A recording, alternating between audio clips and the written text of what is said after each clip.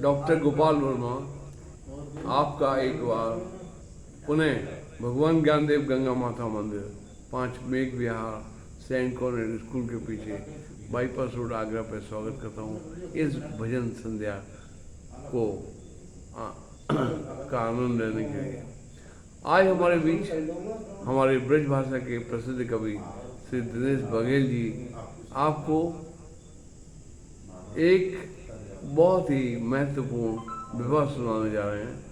अभी आपने पिछले वीडियो में रुक्मणी और भगवान श्री कृष्ण का विवाह सुना। अब आप उनके मुखारबिंद से जामवंती और सत्यभामा जी का विवाह कृष्ण के साथ कैसे हुआ, इस कथा का रसास्वादन कीजिए। उम्मीद है आपको हमारे वीडियोज पसंद आते होंगे और YouTube चैनल पसंद आता होगा। इसको सब्सक्राइब, लाइक और शेयर अवश्य कर दीजिए। धन्यवाद। मैं आपको माइक दिनेश बघेल जी को देता हूँ। हेलो,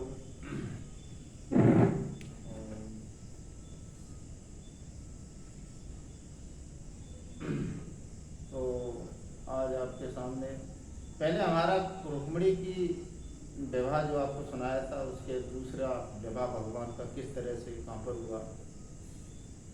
तो आ जाइए नौजवान साथियों, आज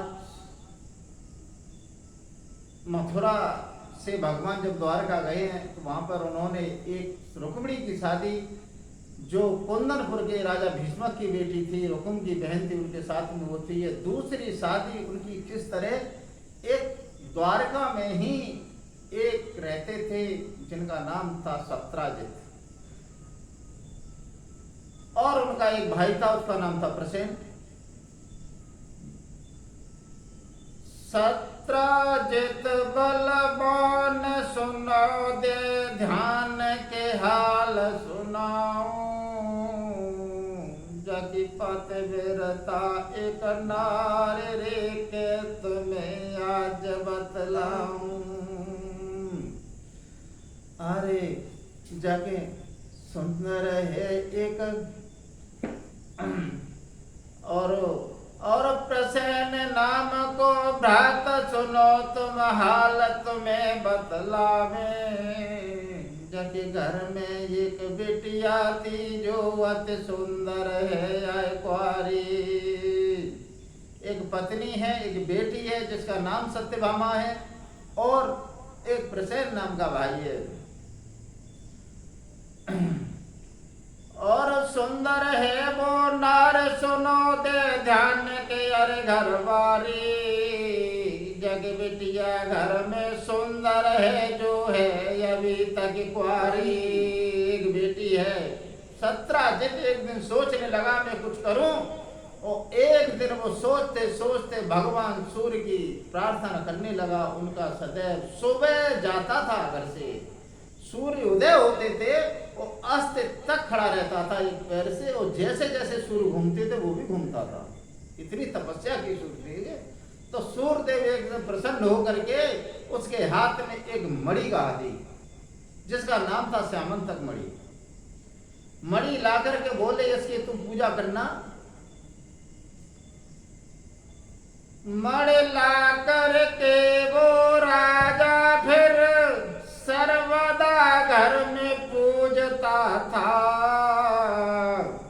और उस मणि की एक काया थी वह में सोना खूब निकलता था। सोना निकलता था जिससे सत्राजित की आजीविका चल रही थी। उससे जीवन पर्यंत जीवन उसका भरण पोषण चल रहा था। एक दिन सत्राजित कहने लगा मोर नाचा, कहाँ नाचा, वन में नाचा, किसने देखा, किसी ने नहीं। कहने लगे मैं किसी को पता ही नहीं मेरे पास मणि का सोना निकालता हूं, किसी को बताऊं तब तो। उसकी लड़की बैठी हुई थी, कहने लगी, बहुत सुंदर लड़की थी सत्यभामा। आज वो चलने लगे, कहने लगे मैं इस मणि के बारे में जरूर बताऊंगा सबको। आज मणि गले में लटका ली सत्राजित ने, और इतनी चमक थी मणि में। अरे बने लो है, बने गले में मणि का डारी है, और चले बेगी कौरी थी तैयारी है। चलने लगा, कहाँ जा रहा है, भगवान कन्हैया के दरबार में चल दिया। बोले द्वारका में उन्हीं के पास जाते हैं वो राजा, वहां बहुत लोग बैठते हैं, सब पूछेंगे क्या चीज है। और मड़की इतनी चमकती जो बैठे थे वहां पर कहने लगे महाराज आज तो ऐसा लग रहा है सूर्य भगवान स्वयं चल के आ रहे हैं कृष्ण से मिलने, इतनी चमक। कोई कह रहा है यार नहीं, शेषनाग मणि को फन में लेके आ रहे, इतनी चमक थी उसमें। तब तक वो दाखिल हो गए जाकर के सत्राजित। और भगवान ने देखा इसकी चकाचौंध में सब लोग परेशान हो जाएंगे, तो भगवान ने क्या किया, मोहन ने मोहन माया में, भगवान ने एक मोहिनी सी, मोहन ने मोहन माया में बातों में मुस्करा दिया, मोहन की हाय हाय मुस्की में मड़का को जुगनू बना दिया। भगवान की एक मुस्की, मोहन ने मोहन माया में बातों में मुस्करा दिया, और मोहन माया में मड़का को जुगनू बना दिया। एकदम जुगनू वहां चमकने लगी, तब तक गले में डाले, एकदम लोग देखने लगे इस पर मणि तो बहुत सुंदर है, कहने लगे इसके किसी काम की, इसको क्या मतलब है मणि से, इसका क्या मतलब है। कोई कहने लगे ये मणि तो किसी के ऐसे आदमी के पास होनी चाहिए जिसमें जिसकी शोभा बढ़े, इसको क्या जरूरत है। एक कहने लगा ये भगवान, ये तो मड़का भगवान के गले में ज्यादा अच्छी लगेगी। चर्चा बातें लगी चलने लगी। सत्राजित कहने लगा वाह रे वाह, तुम्हारी नियत खराब हो रही मेरी मणि को देख करके। भगवान भी कहने लगे मणि इसने वरदान से प्राप्त की है, तपस्या की है, वह मणि पर सत्राजित का अधिकार है, लेकिन मणि अगर सत्राजित खुद चाहे तो वो हमें देने के लिए कह सकते हैं, तो हम विचार कर सकते हैं। सत्राजित ने सोच ली करियो कि मुंह में पानी आएगा, और इतनी बात सुन के सत्राजित कहने लगा इनकी नियत खराब हो रही। भगवान बोले हम मांगेंगे नहीं, लेकिन ये देंगे तो हम मना भी नहीं करेंगे। सत्राजित सोचने लगा, अरे सोच समझ के सत्राजित है घर अपने को आयो, और छोटे भैया प्रसेन को सबरो हाल सुनायो। भैया ये बात है, और भैया बन गई ये बाती ललकारी, और मड़का के उमर भैया मोहित है गौ कृष्ण मुरारी। भैया नियत बदल गई बाकी तसु अजु हम भज आए हैं, भैया नियत बदल गई करिया की तसु हम यहाँ भज आए हैं। बोले भैया ऐसी बात है। प्रसेन कहने लगा भैया ऐसी बात है, ये मणि मुझे दे दो। प्रसेन तामसी स्वभाव का था, मुझे दे दो, ये तो वही वाली बात हो गई। बोला प्रसेन यो भैया मोहन छड़ छड़ पर पानी भरता है, सच कहते हैं भाभी की थैली पर देवर भैया सर्राफी करता है। सच है, भाभी की थैली में देवर सर्राफी कर रहा है, उसके क्या है इस मणि में लग गया आपने तपस्या, मुझे दो। आज प्रसेन ने मणि ले ली और कहने लगे भैया मुझको दे दो मणि का भैया, होगा वो देखा जाएगा। उसके कई उत्तर में है मेरा उत्तर मिल जाएगा। हमें हमसे मांग के देगा मणि, एक ही उत्तर उसे वो ऐसा गले में मड़का डालते हुए आज प्रसेन को जंगल की ओर चल दिया शिकार खेलने के लिए। प्रसेन ने माला डाली और तलवार हाथ में लेकर के घोड़ा पे सवार हो गया। अश्व सवारी की उसने आखेट करन की ठानी है, तलवार कमर में झूल रही कंधे पर पड़ी कमानी है। चला जा रहा है जंगल में, और प्रसेन भाजो तोर जंगल में, और हिरना के जी पर गौ के छार, और शेर सामने बके आएगा तो एकदम बापे पर टोरा। तलवार आज प्रसेन की सिर तो गौ है जान बचाए। अरे खेच पे तरा फिर नाहर ने और प्रसेन को लो जमी पे डारे। एकदम प्रसेन को मार दिया और मड़का छीन ली उसके हाथ से और मुंह में दबा करके आगे बढ़ के नाहर जाए रो जामवंत ने लो तो निहारे। अरे पकड़ के टांग धरने पे मारो उन्होंने लाई थी मड़ी छिनाए। मड़ी जामवंत ने छीन ली उसको, पहले सिर ने छीनी फिर जामवंत ने, और मड़ी ले करके अंदर की ओर चले गए अपने महलों में। उनके घर में भी एक जामवंती नाम की लड़की थी, उसकी पार्टी से पलका से बांध दिया मड़ी को। जब बांध देते इधर प्रसेन नहीं आई, एक दिन 2 दिन 4 दिन हो गए। सत्राजित के मन में यह खटका लग गई, मेरे भैया का बस श्याम ने करवा दिया मड़ी के चक्कर में। मेरा भैया कोई कमजोर नहीं है, अब तो बड़ा परेशान। 1 दिन हो गए, 2 दिन हो गए, 4 दिन हो गए, बड़ा परेशान होने लगे। सत्राजित की घरवाली कहने लगी क्या बात है, कैसे चुपते? अरे वो आ जाएंगे, कहीं होंगे। बोले खटका है। बोले खटका किस बात की खटका? बोले प्रसेन नहीं आ रहा है। बोले क्या बात है? कि बात तो है इसमें लेकिन बताने वाली नहीं है। बोले ऐसी कैसी बातें हमें नहीं बताए हो तुम, बताओ हमें, हम तुम्हारे जो आज तक ऐसी कोई बात है। सत्राजित के दिमाग में थी और भगवान ने उसको मरवा दिया है, और हमने कोई बात उछा ली तो हमें भी मरवा सकते हो, इसलिए वो अंदर ही अंदर बोल रहा था। और कहने लगा सत्राजित अपनी घरवाली से, भैया मरने का सदमा गोरी से जग में भेजा है। कहने लगा गोरी मेरे भैया का मुझे बहुत दुख है, भैया के मरने का सदमा दुल्हन इस जग में भेजा है। इस दुख को वही सह पाता है जिसका वज्र सा कलेजा है। गोरी मैं नहीं बता सकता, मेरे भैया को श्याम इतना कह करके आधा नाम लिया। बोले क्या कह रहे हो? कहने लगी नहीं नहीं, अगर तुमको बात बता दी।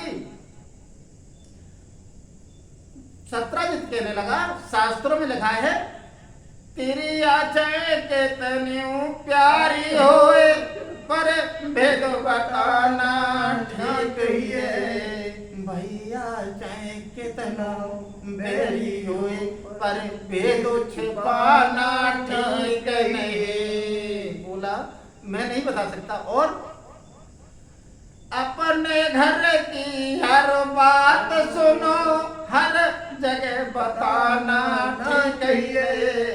और दिनेश तुम्हें अपने मन की हर जगह सुनाना ठीक है। बोले एक बात है गोरी। बोले नहीं ऐसी कोई बात नहीं है, बता के देखो। तो कहने लगे नारी चाहे कितनी विदुषी हो, ये लक्षण सब में आता है। और इनके पेट में बात या पानी तक नहीं समाता है, बता नहीं सकते। बोले क्या बात कर रहे हो? बोली पढ़ी लिखू हो या नहीं हो, चाहो तो बिल्कुल गुणवान नहीं। पचौरी हम सो कह डारे सब उंगली एक समान नहीं। कहने लगे दिनेश कोई बात नहीं, सब उंगली एक समान नहीं होती हैं। एकदम से कहने लगी सत्राजित की पत्नी, बताओ ऐसी ऐसी बातें होंगी तुम्हारे पे, एक एक जगह बैठे 10-10 रोटी खा जाते, लेकिन तुम सूखे ठाठा रो क्या हो रहा है, कुछ तो बताओ। कहने लगे गोरी बड़े आदमी की बातें हैं, न मोह मने न गाय मने न बजाय मने, कोई बात नहीं। कहने लगे तुम्हें बात बताऊं, और एक मैं प्रमाण मिला हल्का सा, ये बात जो औरतों के पेट में नहीं छिपती है। एक बार महाभारत में जब कर्ण मारा गया तो कुंती रोई थी, तो युधिष्ठिर कहने लगे माँ इतने पांडव कौरव मारे गए तो तुम खुश होती थी, ऐसी क्या बात है जरूरी? बोले तुम्हारा भाई था। उसी समय युधिष्ठिर ने ये श्राप दिया था कि आज के बाद कोई औरत के पेट में ऐसी खास बात छुपेगी नहीं। सत्राजित की पत्नी कहने लगे पिया मैं बताओ, इतने दिन हो गए तुम सूखे जा रहे हो, हमारे दिल में भभूके से उठ रहे, तुम बताओ। तो सत्राजित कहने लगा बताऊं। गोरी कोई बात मन में हो तो तुम मुंह छिपा के कोने में रो लेना, लेकिन किसी बात को जब मत बताना किसी बाहर वाले को। बोले क्या, हमें तो ऐसा लग रहा है कृष्ण ने ही अपने भैया को मरवा दिया। आय हाय, जो इतना को सो पाए दबाती सो हाथ धर दो, हाथ छोड़ के बोले कौन ने बताया, कौन ने बताया। अरे तुम्हारे कैसी बातें कर रहे हो, कितनी कितनी बात हमारे पेट में धरी आते बताए। ऑपरेशन लेट गया, बाय नींद न आई, बाय नींद न आई। उसको उस रात के बरमागी महीना सहाय लगता था। इस पार्टी से उस पार्टी तक करवट हाय बदलती थी। उसको परेशान हो गई रात कैसे के, जो 4 बजे सोई लेके बाल्टी चली और कुआ की ओर चली, और कुआ में उसने कोई इधर उधर देखे, कोई कुछ नहीं, कोई दिखाई नहीं दे रहा। कलसा में रस्सी बांध लही, कुआटा में हाय फंसाती है। इधर उधर को देख ही रही, क्या कोई नजर नहीं आती है। कहने लगी कोई आई नहीं रही, यहाँ पे कोई आई नहीं रही। और देखने लगे, फिर क्या करती थी जब कोई नहीं आता, पहले ऊपर खींच रही, फिर चारों ओर घुमाती है। बहुत देर में दिखाई दई एक नारी वहीं पर आती है। कहने लगे बहुत देर में आई बहना, सुखिया को बंधन लो बहना, का बता और कैसी जल्दी कैसे होगी, कैसे होगी। कछु ना खेत में लेके जाना कहते, सो पेट खराब है, वो कल बाजार गए थे वहाँ पे, सो माँ से सामान ले आए, गड़बड़ है वो, सो हल लेके जाते, खिचड़ी बनानी, चावल कूट के दे रही, बहन पानी भरे में आई, तुम कैसी इतनी रात में आएगी। अरे बहना का बता भाई रखो तो बड़े खाई कहीं का हो, ऐसी क्या बात है। दो ने कुआ पे दो बतलाने लगे, बहना का बात है, कोई बता लगे बहना तुम चुप रहो कर की बातें कर रही है। दोनों संगी संग तो हो, आज तक बाकी बात बताई, सब पेट में धरी घरी हमारे कोने ना बताई, मैंने कोने हूँ। बोली अरे बहना आज से समा पेट बहुत मिलो है, तो दोनों संगी संग तो हो, आज तक की बात खुली। अब तो मेरा एक बात बता, कुछ कही हो ना, हमें तो अच्छी लग रही हमारी देवर। हाँ प्रसन्न, मेरे को पता ही नहीं चलो, आगे तो मिली होते हैं, लेकिन ऐसी मौत ना भाई को पता ही नहीं चलो, लाश ना मिली हो। अरे बहना मोर तो अच्छी लग रही, सिया बने हमारे भैया को देवर को मड़ी के चक्कर में मार दो।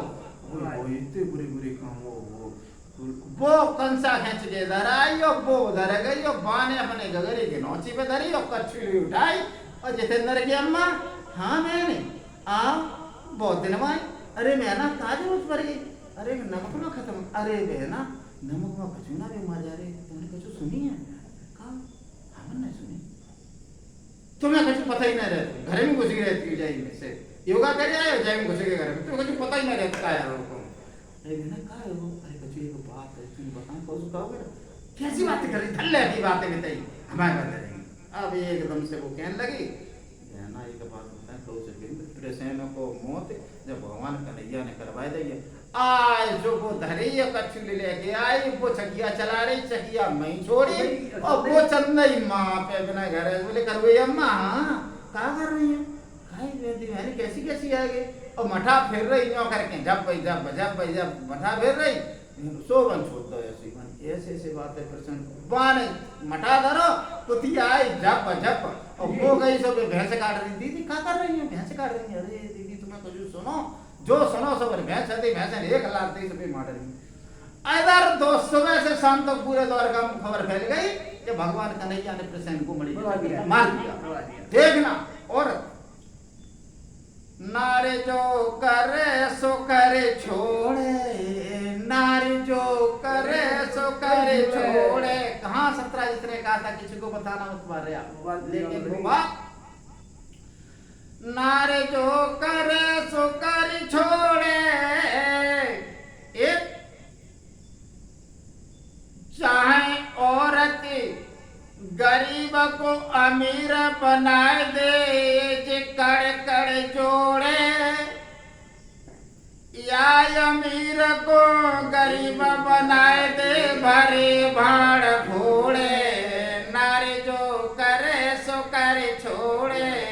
और सुनो, एक वो नारी घर के अंदर किवाड़ लगे हुए हैं, एक वो नारी घर के अंदर भादों की आधी रात में पर पियास मिलने जाए, जात जैसे बिना लगाम घोड़े, नारी जो करे सो करे छोड़े।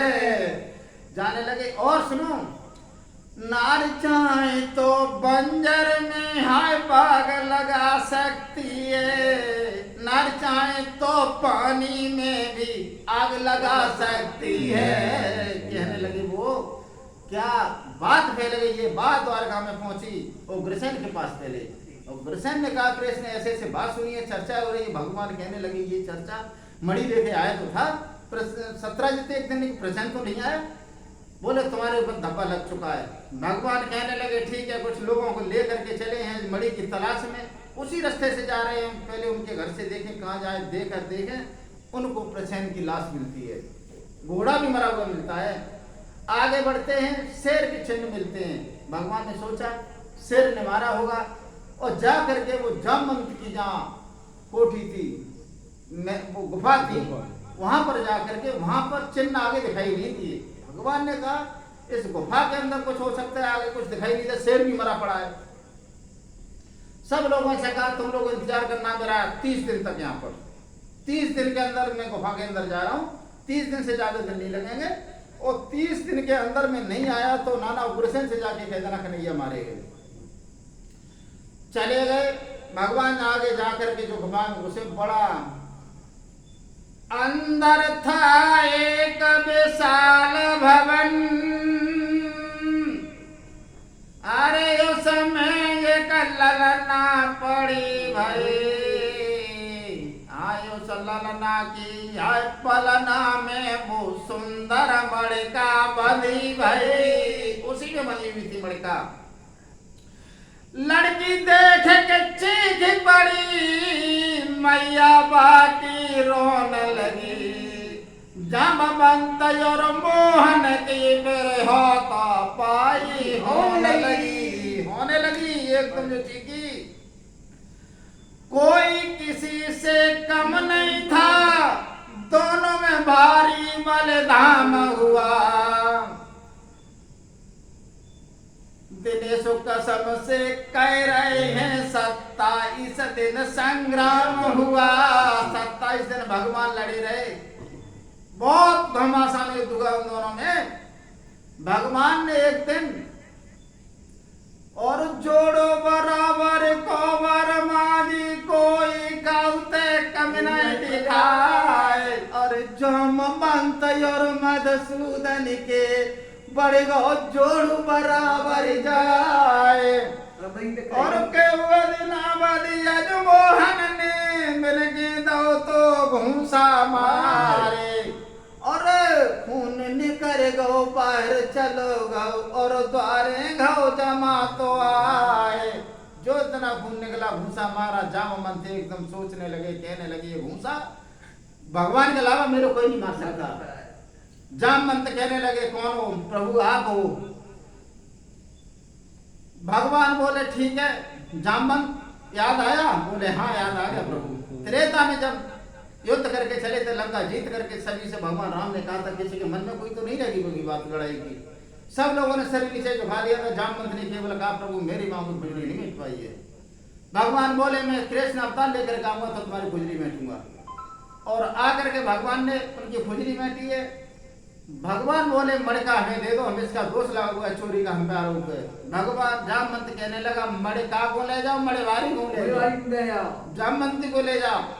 जामवंती को लाते हैं, उनकी शादी द्वारका में आके करते हैं। वो मणि सत्राजित के पास भिजवाती है, और मणि को जब पा करके सत्राजित ने बहुत बड़ा आश्चर्य हुआ, कहने लगा मैंने भगवान पे बेकार आरोप लगा दिए, मणि तो भगवान ने नहीं, मेरे शेर ने मारा है मेरे भाई को। कहने लगे क्या करूंगा, तो उसकी सत्राजित की पत्नी कहने लगी तुम चाहो अपनी बेटी सत्यभामा का साथ में कृष्ण के साथ शादी करने की प्लान बनाओ, अगर शादी हो जाती तो ये लड़ाई झगड़े की जो बातें हैं वो रिश्तेदारी बदल जाएंगी। आज भगवान कन्हैया के लिए वो सत्राजित कहने लगा चोरी तो वो कर ले गए, मैंने उनके लिए नाम लिया था लेकिन चोरी उन्होंने नहीं की। आज उन्होंने जामवंती को लेकर के शादी की, और सत्राजित की बेटी सत्यभामा की भी शादी उन्होंने मंडप करवाया और शादी उनमें करवाई। आज भगवान ने सत्यभामा की शादी भी की और शादी के बाद में भगवान की 3 शादियां हो गई, रुक्मिणी, जामवंती, सत्यभामा, 3 हो गई। चौथी शादी एक लड़की थी, सूर्यदेव की पुत्री थी, जिसका नाम कालिंदी था। हस्तिनापुर में भगवान कन्हैया अर्जुन को लेकर के कालिंदी के किनारे घूम रहे थे यमुना के। लड़की एक बैठी हुई थी, तो भगवान देख करके कहने लगे, देखन में काफी सुंदर हो, आदत की भोली भाली हो, निकट इतना मोए बतलाई जो किस बगिया की फुलवारी हो। कहाँ की रहने वाली हो, कौन हो तुम? बेटिया बोली बनवारी, कालिंदी नाम हमारो है, इस जीवन का इन श्वासों का मुझे त्यारो सिर्फ सहारो है, तुम्हारे ऊपर हूँ। बोले अच्छा, मेरे पिताजी सूर्यदेव ने कहा था कि जिस समय भगवान कभी तुम जो मिलेंगे उनसे साथ शादी होगी। और बोले, बोलिए मोहन, बोली बोली बोली कालिंदी बनवारी, जो आज्ञा हो सोई काम करें। बोली बोली गिरधारी, बात सुनो, जो आज्ञा हो सोई काम करें। हम यहाँ रहे वहाँ रहे, हम भोग करें या योग करें, जो आज्ञा हो। और मोरे मैं चाहती हूँ मेरे साथ शादी कर लो। अर्जुन कहने लगे, वाह भाई वाह, शादी, 3 औरतें घर में, फिर भी शादी, फिर भी शादी। भगवान बोले, कब तक शादी करते रहोगे? भगवान बोले, हम क्या करें, हमें शादी होती रहेंगे, हम करते ही रहेंगे तब तक। बोले ठीक है वाह महाराज। उन्होंने इस तरह से कालिंदी को शादी की और कालिंदी को भी ले आए। 4 शादियां हो गई भगवान की। 5वीं शादी उज्जैन के राजा बिंदसेन की मित्र विंध्याचल की शादी हुई। 6वीं शादी अवध के राजा सत्या के साथ हुई है। 7वीं शादी शीलभद्रा के साथ हुई है। 8वीं शादी भद्रभूप की लड़की लक्ष्मणा के साथ हुई है। इस तरह भगवान की 8 शादियां हो गई। और आगे बढ़ो। एक राजा था भौमासुर नाम का राक्षस, उसने लड़की इकट्ठी की थी। वो कहने लगा जब शादी करेंगे 20,000 लड़की हो जाए। जो लड़की सुंदर मिलती थी बंद कर लेता था। हाँ, उसने इकट्ठी करते करते 16,100 लड़की इकट्ठी कर ली थी। 16,100 कर ली। भगवान को पता चलता है, अपनी पत्नी सत्यभामा को लेकर के जाते हैं, उस राक्षस का वध करते हैं, 16,100 लड़की बाहर निकालते हैं। उनसे कहीं जाओ अपने अपने घर पे। कहने लगे अब मैं कहीं नहीं जाऊंगी, मैं आपके साथ। इसलिए 16,100 और 8, 16,108 शादी। इनके 10 लड़ा, एक लली हुई। भगवान के लड़के थे 1,61,080 और 16,108 लड़की थी और इतनी रानी थी। बहुत बड़ा फर्क था। आज के जमाने में एक नारी न समारी जाती, उनके 16,108 नारी हैं।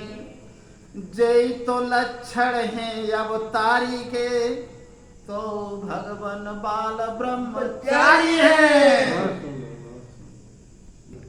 उम्मीद है आपको भगवान श्री कृष्ण की शादियाँ पसंद आई होंगी और 16,108 शादियाँ उन्होंने कुल की। तो आपको उनका एक विशाल परिवार जो समझ में आया, शायद आज से पहले आपने ये कथा नहीं सुनी होगी। तो उम्मीद है आपको ये वीडियो अच्छी लगी होगी। धन्यवाद।